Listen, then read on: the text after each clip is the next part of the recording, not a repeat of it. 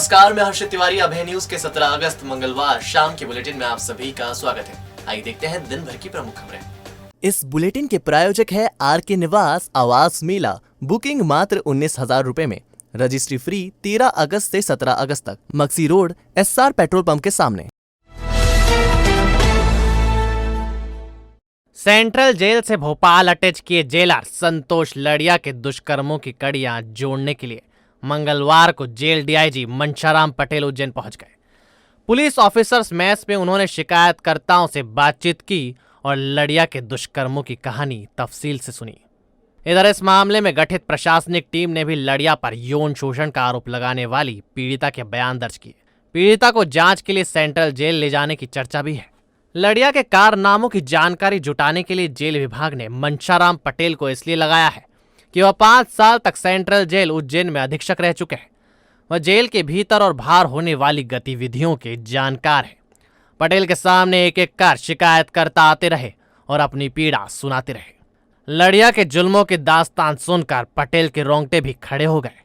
लोगों ने पटेल को बताया कि लड़िया ने वसूली के लिए अपने गुर्गे पूरी जेल में छोड़ रखे थे। इनके बिना जेल में पत्ता तक नहीं खड़कता है। आलम यह है कि जेल में सुरक्षित रहने के लिए ही बंदियों से हर महीने 15,000 रुपए लिए जाते हैं। इसमें खाने का खर्च शामिल नहीं है। मासिक बंदी नहीं मिलने पर कैदियों को बुरी तरह पीटा जाता है। उनसे भारी काम कराए जाते हैं। सबसे बड़ी बात कि उसे गहरी मानसिक प्रताड़ना दी जाती है। इससे विवश होकर वह मासिक बंदी देने को विवश हो जाता है। पैरोल पर छूटे एक बंदी ने बताया कि बंदी नहीं देने वालों की सरेआम बेल्ट और चप्पलों से पिटाई की जाती है। इसी तरह जेल में खाद्य सामग्री मंगाने के लिए भारी राशि ली जाती है। जिन कैदियों के पास पैसा होता है वह तो आराम से जेल काटते हैं, लेकिन बाकी की जिंदगी नर्क बना दी जाती है। जांच में यह बात भी सामने आई कि लड़िया रंगीन मिजाज भी है। उसने शहर की पॉश कॉलोनी में अपनी परिचित एक महिला को बड़ा प्लॉट दिला रखा है। अब जांच में यह पता लगाया जा रहा है कि लड़िया ने इन रुपयों का भुगतान कहां से किया। दिन भर चली जांच में पटेल ने कई बिंदुओं को शामिल किया है। इधर लड़िया पर लगे दैहिक शोषण की प्रशासनिक जांच भी मंगलवार से शुरू हो गई। कलेक्टर आशीष सिंह ने अपर कलेक्टर जितेंद्र सिंह चौहान और महिला संयुक्त कलेक्टर को जांच अधिकारी नियुक्त किया है। दोनों ने युवती के बयान नोट किए और युवती को जांच के लिए सेंट्रल जेल भी ले गए। बहरहाल संतोष लड़िया के गुनाहों का सिर्फ उज्जैन का ही चिट्ठा नहीं खोला जा रहा। अन्य जेल में भी उसके खिलाफ मिली शिकायतों की एक जगह बुलाकर जांच की जा रही है। इससे ऐसा लगता है जेल विभाग लड़िया की साइकिल पूरी तरह जमा कराने के मूड में है। नानाखेड़ा और नीलगंगा थाना क्षेत्र में एक छात्र और शिक्षिका की मंगलवार को हुई रहस्यमयी मौत की गुत्थी पुलिस के लिए पहली बन गई है। पुलिस दोनों की कॉल डिटेल के सहारे मौत का कारण तलाशने में जुटी है। दरअसल दीप्ति विहार के पीछे स्थित कृष्णा रेसिडेंसी में रहने वाला 12वीं का छात्र रोनित उर्फ गोल्डी मंगलवार को घर में अच्छा भला बैठा था। 16 साल की रोनित के पिता संतोष सरकारी कॉन्ट्रैक्टर है। ठीकरी धामनोद के रहने वाले रोनित के माता पिता किसी काम के लिए गाँव गए थे। घर में रोनित और उसकी बहन थे। सुबह करीब 9 बजे रोनित के फोन पर एक कॉल आई और उसके बाद उसने खुद को एक कमरे में बंद कर लिया। जब रोनित कमरे से बाहर नहीं आया तो बहन ने आवाज दी और दरवाजा पीटा तो उसकी लाश फंदे पर लटक रही थी। रोनित ने ऐसा कदम क्यों उठाया, पुलिस के लिए यह पहली बन गया है। ऐसा ही दूसरा मामला मंगलवार को हाटकेश्वर कॉलोनी में सामने आया। ज्ञान सागर अकादमी की योग टीचर स्मृति शर्मा का शव उनके बेडरूम में मिला। स्मृति के पति अनिरुद्ध रतलाम के कॉलेज में पढ़ाते हैं। वह नौकरी के लिए रतलाम गए थे। लौटते में रात ज्यादा होने पर वह बड़नागर में अपने परिचित के यहाँ रुक गए थे। स्मृति 2 बच्चों के साथ अकेली थी। वह अपने बेडरूम में सोई थी। सुबह वह जब देर तक नहीं उठी तो बच्चों ने दरवाजा पीटा तो स्मृति की लाश फंदे पर थी। पुलिस के लिए दोनों मामले चुनौती बन गए हैं और दोनों मामलों में वह कॉल डिटेल खंगाल रही है। दोनों के मोबाइल जब्त कर लिए हैं। गुड़िया का फोन आया था कि मासी बेटा वो भैया दरवाजा नहीं खोल रहा, तो हम जैसे ही नहीं गए दरवाजा खोलने के लिए, मैंने कहा चलो हम आते हैं। हम पार्सनाथ सिटी में रहते हैं, हम वहाँ गए, वहाँ पहुंचे हम तो जब तक दरवाजा खुल भी गया था उसको बहन को अंदर बंद कर दिया था उसने, और हम पहुंचे जब तक उसको नीचे उतार लिया था। हालांकि दोनों बहन भाई में कोई बात नहीं थी, लड़की वाला मैटर था। किसी से बात भी करी उसने आधे घंटे पहले, मैंने फोन भी लगाया तो फोन बंद आ रहा था, और उसके बाद में बात करने के बाद में उसने फोन भी बंद कर दिया। कोई मैटर था लड़की वाला ही, क्योंकि 1 हफ्ते पहले उसने लड़की के साथ ही देखा था ना। हमारे कौन थी लड़की, कोई विवाद अभी नहीं, ये अभी कुछ भी हम नहीं बता सकते कि क्या था, क्या विवाद हुआ। मोबाइल वगैरह में कुछ अब हमने कुछ भी नहीं देखी है, ये जानकारी भी नहीं ली, क्योंकि हम लोग तो लेके अस्पताल आ गए उसको सीधा। इस विषय में अभी कुछ भी नहीं बोल सकते हम कि क्या विवाद है क्या नहीं, खुल के कुछ भी नहीं बता सकते, क्योंकि हमें भी नहीं मालूम है, तो हम आपको क्या बताएंगे। उज्जैन के स्पेशल टास्क फोर्स ने मंगलवार को नरवर टोल नाके पर 3 दो मुंहे सांप की डिलीवरी देने आए 4 लोगों को गिरफ्तार किया है।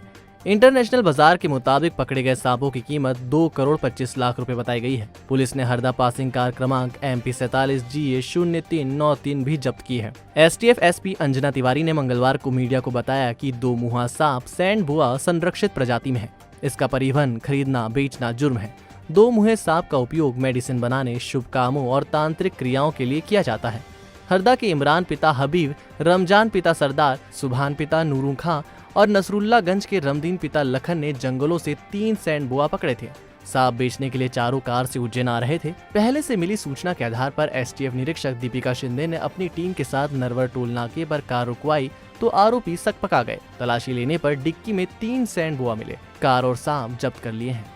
STF इकाई उज्जैन के द्वारा आज वाइल्ड लाइफ प्रोटेक्शन एक्ट के अंतर्गत कार्रवाई करते हुए 4 आरोपियों को पकड़ा है और उनके पास से 3 सैंड बुआ स्नेक बरामद हुए हैं। यह जानवर प्रतिबंधित और संरक्षित एनिमल के रूप में आता है और इसका परिवहन करना या अपने पोजीशन में बिना लाइसेंस के रखना एक गंभीर अपराध की श्रेणी में आता है। जैसे कि जानकारी मिली है कि उज्जैन के आसपास किसी क्षेत्र में किसी क्रेता से इनकी चर्चा हुई थी और उसे बेचने जा रहे थे।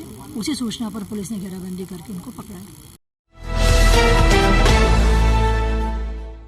उज्जैन के महर्षि पाणिनि संस्कृत एवं वैदिक विश्वविद्यालय का 14वां स्थापना दिवस मंगलवार को मनाया गया। इस मौके पर आयोजित परिचर्चा में मुख्य वक्ता विक्रम विश्वविद्यालय के पूर्व कुलपति प्रोफेसर बालकृष्ण शर्मा ने कहा कि उज्जैन जगत गुरु श्री कृष्ण की शिक्षा स्थली रही। यहाँ उन्होंने कई कलाओं की शिक्षा ग्रहण की। पाणिनि विश्वविद्यालय की भूमिका न केवल संस्कृत की प्रचलित विधाओं के प्रचार प्रसार की है, अपितु संस्कृत की लुप्त विधाओं के संरक्षण की भी है। इस अवसर पर विश्वविद्यालय के कुलपति प्रोफेसर अखिलेश कुमार पांडे, कुल सचिव डॉक्टर दिलीप सोनी, विक्रम विश्वविद्यालय के कुल सचिव डॉक्टर प्रशांत पुराणिक, सामाजिक संस्थाओं के प्रतिनिधि उपस्थित रहे। आगुंतक अतिथियों व समस्त छात्रों ने मिलकर विश्वविद्यालय परिसर में 201 फलदार पौधों का रोपण किया। ये पाणिनि विश्वविद्यालय 2008 से प्रारंभ हुआ है। 17 अगस्त 2008 से प्रारंभ हुआ है और चूँकि मेरे को अभी ज्वाइन किए 10 दिन ही हुए, फिर भी इतनी ज़्यादा तो नहीं, पर मैं आपको संक्षिप्त जानकारी दे दूं कि यहाँ पर अभी योग का नया कोर्स चालू किया है और यहाँ पर मुख्यतः वास्तु में डिप्लोमा, ज्योतिष शास्त्र में डिप्लोमा, जैसे कई रोजगार उन्मुखी कार्यक्रम डिप्लोमा चलते हैं। अभी तक यहाँ पर मैनुअल एडमिशन होते थे, लेकिन अभी एक ऑनलाइन कंपनी के साथ समझौता करके ऑनलाइन एडमिशन चालू किए हैं पूरे यूनिवर्सिटी जुरिडिक्शन में। इस यूनिवर्सिटी जुरिडिक्शन में करीब करीब 20 महाविद्यालय हैं, जिसमें सतना है, चित्रकूट है, इंदौर है, ग्वालियर है, डिंडोरी है, जबलपुर है, रतलाम है।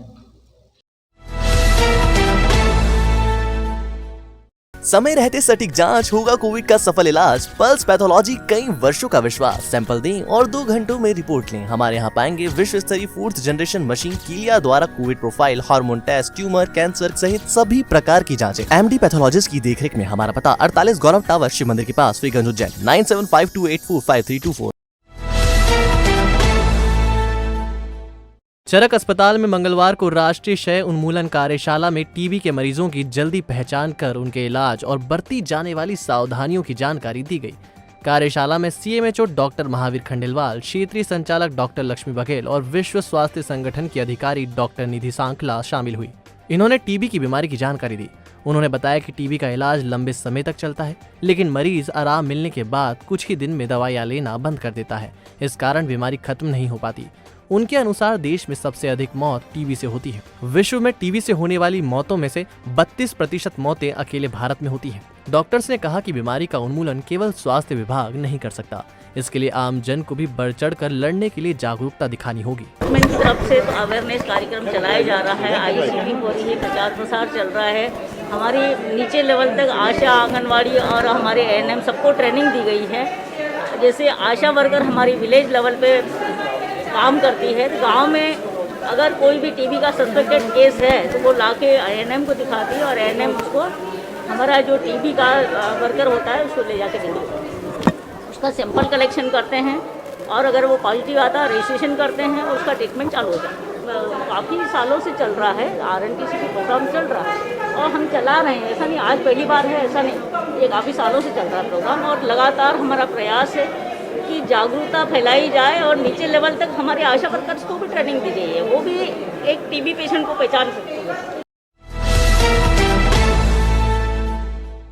मंगलवार सुबह मोहनपुरा के पास बड़नगर रोड पर कुत्ता बावड़ी निवासी सरिता पति गोपाल को एक अज्ञात बाइक सवार ने टक्कर मार दी।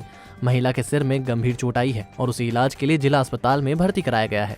घायल सरिता के पति गोपाल ने बताया कि दोनों पति पत्नी सुबह 9 बजे खेत से चारा काट कर वापस लौट रहे थे। मोहनपुरा के पास तेज गति से आ रहे 2 बाइक सवार युवकों ने पत्नी को टक्कर मार दी। बाइक पर नंबर प्लेट नहीं थी। घटना इतनी तेजी से हुई कि वह कुछ समझ ही नहीं सके। 108 एम्बुलेंस की सहायता से महिला को अस्पताल पहुंचाया गया।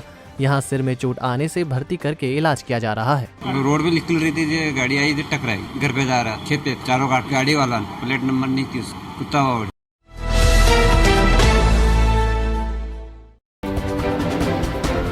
सोयाबीन की फसल में अफलन की स्थिति देखने के लिए निगरानी दल ने गांवों का दौरा किया। फसल में कहीं कहीं दल को कीट समस्या मिली है। किसानों को कीट से बचने के केमिकल छिड़काव की सलाह दल ने दी है। नए शैक्षणिक सत्र से प्रदेश में नई शिक्षा नीति लागू हो जाएगी। विद्यार्थियों को इसी मुताबिक पढ़ाई कराई जाएगी। उच्च शिक्षा विभाग ने नई शिक्षा नीति के तहत 79 नए पाठ्यक्रम तैयार किए हैं। ये जानकारी भोपाल में उच्च शिक्षा मंत्री मोहन यादव ने अधिकारियों को दी। बुधवार को शहर के 28 सेंटरों पर कोविशील्ड और 29 पर कोवैक्सीन के सिंगल एवं डबल डोज लगाए जाएंगे। अच्छी बात यह है कि दोनों वैक्सीन के लिए प्री बुकिंग की आवश्यकता नहीं होगी। मुहर्रम पर 20 अगस्त को अवकाश रहेगा। पूर्व में घोषित 19 अगस्त का अवकाश निरस्त कर दिया गया है। वार्ड 46 में आंगनवाड़ी सहायिका के एक रिक्त पद पर श्रीमती पायल पिता गोविंद शेरवाल का चयन अंतिम तौर पर किया गया है। चयन सूची जारी कर दी है। नई दिल्ली के दर्शनार्थी अमिताभ ने महाकालेश्वर मंदिर समिति को ई लोडिंग रिक्शा भेंट किया। इससे लड्डू भोग की आपूर्ति सुगमता से होगी।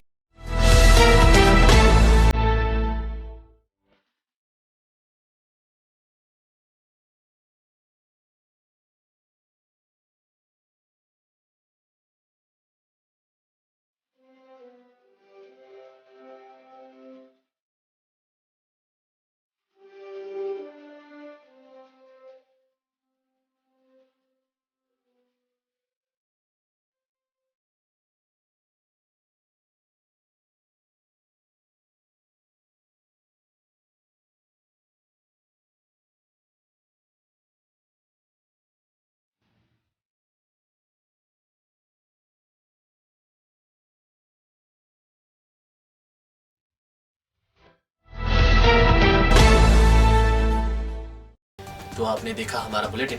आपको हमारा बुलेटिन कैसा लगा, इसका फीडबैक कमेंट सेक्शन में जरूर दीजिएगा। कल फिर मिलेंगे नए बुलेटिन के साथ। नमस्कार।